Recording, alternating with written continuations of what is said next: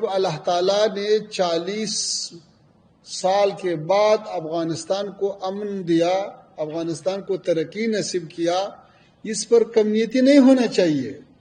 अफगानिस्तान भी इस खित्ते के एक आज़ाद मुल्क है। जब उधर अमन आया है तो फिर लोगों को क्यों तकलीफ है? ये अफगानिस्तान का लोग भी हकदार है, इंसान है, मुसलमान है, बशर है, ताकि इसी 4 सालों में जो सहूलियात आया है, जो अमन अमान आया है, जो तरक्की आया है, जो इक़्तिसाद और दूसरे शोबों में बेहतरी आया है, उसको और भी फ़रोग़ देना चाहिए। अफगानिस्तान में अमन और तरक्की ये सारे खिते के खैर में है। अफगानिस्तान, आपको पता है कि इस खिते में वो इत्तिसाल और ट्रांजिट और इक़्तिसाद का एक मरकज़ बन सकता है। ये जोग्राफिया ऐसा है कि सेंट्रल एशिया और जनूबी एशिया के दरमियान ये बेहतरीन नज़दीक रास्ता है वसल का, तो इससे फ़ायदा उठाना चाहिए। इस हालात को ख़राब करना नहीं चाहिए।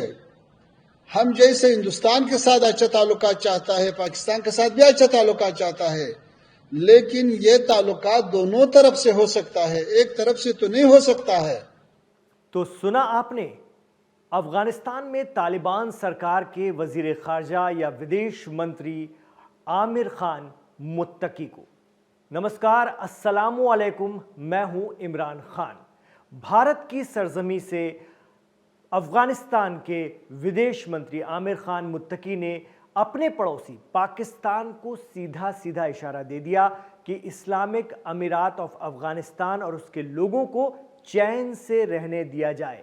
वैसे भी ये खित्ता गोलियों से डरता नहीं है, घबराता नहीं है। ये वो पठान हैं जिन्होंने विदेशी ताकतों को अपने यहां से खदेड़ बाहर किया हुआ है।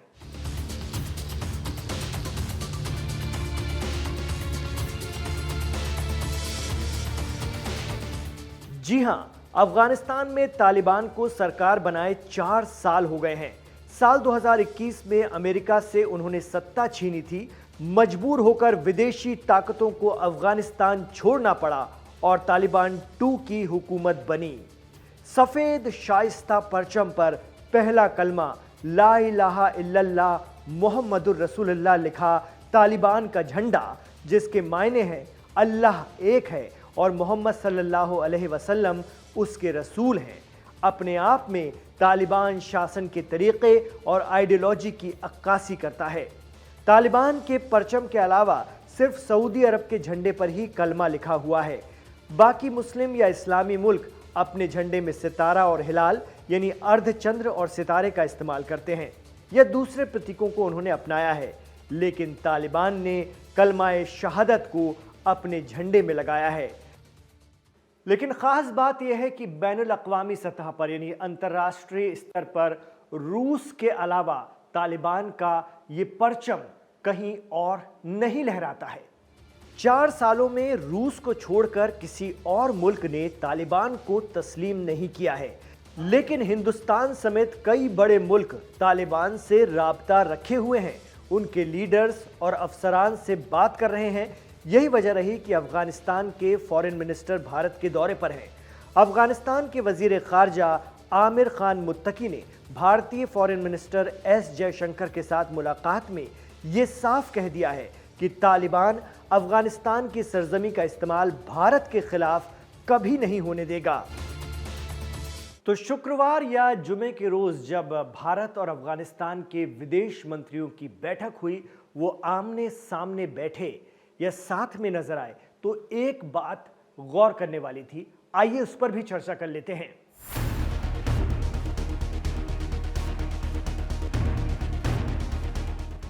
जी हां, जब दोनों लीडरान मीटिंग कर रहे थे या बैठे थे साथ में, तब इनके बगल में कोई झंडा नहीं लगा था। यह भारत का एक बड़ा कूटनीतिक दांव था। दरअसल जिस हॉल में मीटिंग हो रही थी वहां पर ना तो भारत का तिरंगा लगा था और ना ही इस्लामिक अमीरात अफगानिस्तान यानी तालिबान का झंडा था। मीटिंग से पहले इस बात को लेकर पसोपेश का माहौल था कि आखिर जब आमिर खान मुत्ताकी और एस जयशंकर के बीच मीटिंग होगी तो किस देश का झंडा लगा होगा। भारत के इस कदम की वजूहात ये हैं कि भारत अभी तक तालिबानी हुकूमत को मान्यता नहीं देता है, तस्लीम नहीं करता है। यही वजह है कि किसी भी हाई लेवल मीटिंग में तालिबान का कौमी परचम, जो अब अफगानिस्तान को भी रिप्रेजेंट करता है, नहीं लगाया जा सकता। इस मीटिंग से पहले तालिबान ने मांग की थी कि भारत उसे औपचारिक मान्यता दे दे। तालिबान के कतर स्थित राजनयिक कार्यालय के चीफ सुहेल शाहीन की तरफ से ये डिमांड आई थी। अगस्त 2021 में तालिबान की अफगानिस्तान की सत्ता में आने के बाद ये किसी भी वजीर, किसी भी मंत्री का पहला भारत दौरा था। मुत्तकी और विदेश मंत्री एस जयशंकर के बीच ये बातचीत नई दिल्ली के हैदराबाद हाउस में हुई, लेकिन इस बैठक से जुड़े फोटो और वीडियो में दोनों देशों का झंडा नहीं था, न दीवारों पर और न ही मीटिंग की टेबल पर। बहरहाल अफगानिस्तान के फॉरेन मिनिस्टर का भारत दौरा इसीलिए भी खास बन जाता है कि वो अपने इस दौरे में 150 साल पुराने उस इदारे में जा रहे हैं जिसने इल्म की रोशनी से पूरे साउथ एशिया को सरफराज किया है।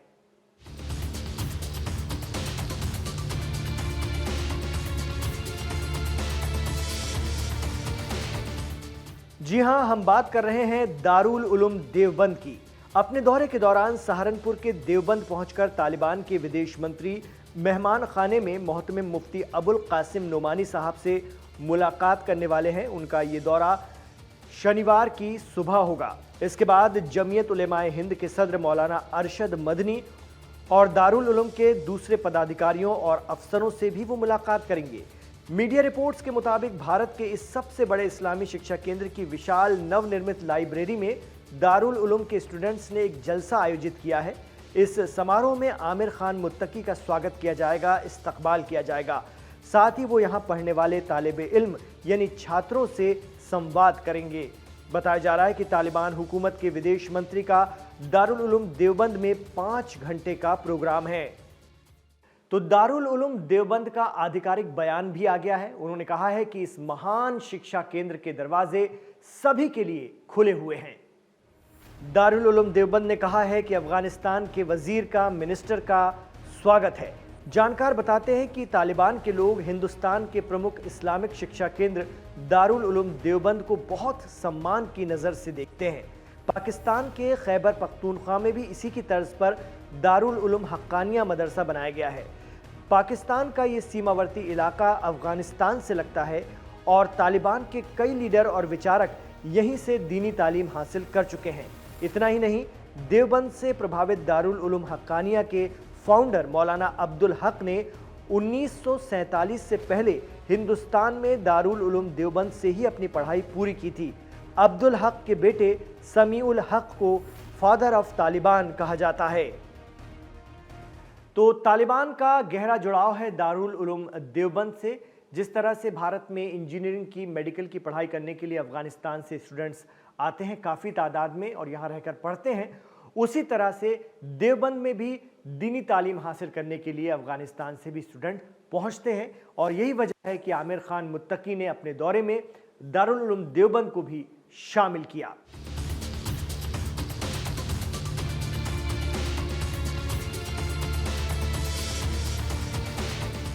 मुत्तकी 5 मेंबर्स के डेलीगेशन के साथ नई दिल्ली और फिर देवबंद भी जा रहे हैं, जिसमें डेलीगेशन में अफगानिस्तान के उद्योग और वाणिज्य उपमंत्री अहमदुल्ला जाहिद, विदेश मंत्रालय के प्रथम राजनीतिक विभाग के महानिदेशक नूर अहमद नूर, जो कि साउथ एशिया के मामले भी देखते हैं, और अफगानिस्तान के विदेश मंत्रालय के तर्जुमान जिया अहमद ताकल शामिल हैं। तो हमारे बहुत से दर्शक, बहुत से नाजरीन अक्सर कमेंट बॉक्स पर ये बात कह रहे हैं कि अब भारत को भी तालिबान हुकूमत को अफगानिस्तान में मान्यता दे देनी चाहिए, तस्लीम कर लेना चाहिए। तो आइए इस पर भी बात कर लेते हैं कि वो कौन से तकनीकी पहलू हैं जिसके चलते अभी तक भारत अफगानिस्तान को अधिकृत रूप से तस्लीम नहीं कर पाया है, मान्यता नहीं दे पाया है। रूस ही एक वाहिद मुल्क है जिसने तालिबान को अफगानिस्तान की वैध सरकार के तौर पर आधिकारिक रूप से मान्यता दी है। रूस ऐसा करने वाला यूनाइटेड नेशन सिक्योरिटी काउंसिल का पहला मेंबर भी है, यानी इस्लामिक अमीरात ऑफ अफगानिस्तान को रूस ने तस्लीम कर लिया है। तालिबान के जरिए नियुक्त राजदूत को औपचारिक रूप से स्वीकार करने के बाद रूस के विदेश मंत्रालय ने यह ऐलान किया। तालिबान सरकार के जरिए इस्तेमाल किए जाने वाला सफेद परचम, जिसमें पहला कलमा लिखा हुआ है, मॉस्को की एम्बेसी में फहरा भी दिया गया है। ये एक प्रतीकात्मक कदम है जो औपचारिक मान्यता के लिए रूस की स्थिति में बदलाव को दिखाता है। अब भारत की बात कर लें तो भारत के विदेश मंत्री और अधिकारियों की तालिबान के अफसरों और नेताओं के साथ फोन पर चर्चा तो होती रही है, मगर ये पहला मौका है जब दोनों सरकारों के फॉरेन मिनिस्टर आमने सामने बैठकर बात कर रहे हैं। दरअसल भारत का रुख एक प्रैक्टिकल नजरिए पर है, जिसमें वो औपचारिक मान्यता से दूर रहते हुए भी अपनी सुरक्षा और इंसानी हुकूक के हितों को सुरक्षित रखने के लिए तालिबान के साथ सीमित संपर्क बनाए हुए है। भारत की चिंताएं हैं कि अगर तालिबान मानव अधिकारों यानी इंसानी हुकूक के मामलों में अपनी इंटरनेशनल काविशों को साबित कर देता है या कड़े शरिया कानून जो वहां पर नाफिज हैं, लागू हैं, उसमें थोड़ी सी ढील दे देता है, महिलाओं को शिक्षा और काम करने से रोकने का वहां पर जो एक चलन चल पड़ा है अफगानिस्तान में, अगर तालिबान उस पर काम करता है, उसे खत्म करता है, तो भारत भी तालिबान को मान्यता दे सकता है, तस्लीम कर सकता है। ये आधिकारिक मान्यता के लिए प्रमुख शर्त है, न सिर्फ भारत की बल्कि कई और देशों की भी। यही वजह है कि भारत ने तालिबान सरकार को अभी तक पूरी तरह से तस्लीम नहीं किया है, मान्यता नहीं दी है। हालांकि भारत के फॉरेन मिनिस्टर एस जयशंकर के साथ बातचीत के बाद मीडिया ब्रीफिंग में मुत्ताकी ने यह अहम ऐलान किया है कि हमसे भारतीय विदेश मंत्री ने कहा है कि हम अपने राजनयिक, अपने नुमाइंदे नई दिल्ली भेज सकते हैं। अब हम अफगानिस्तान जाकर इस पर काम करेंगे और दिल्ली भेजने के लिए अपने डिप्लोमेट्स को चुनेंगे।